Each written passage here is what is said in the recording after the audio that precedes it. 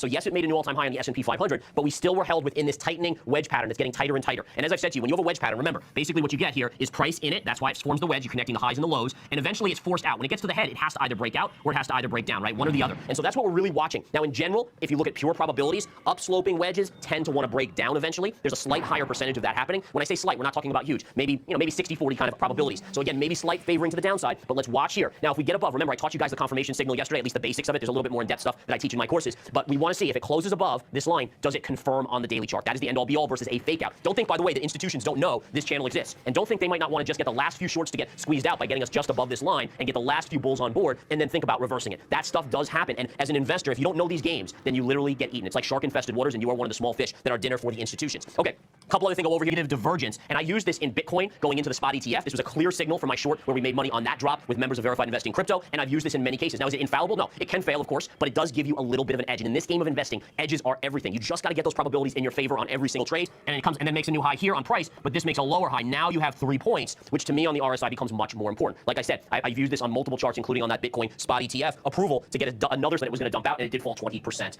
in that scenario. Higher high, right? Look at the negative divergence on these. Look at this.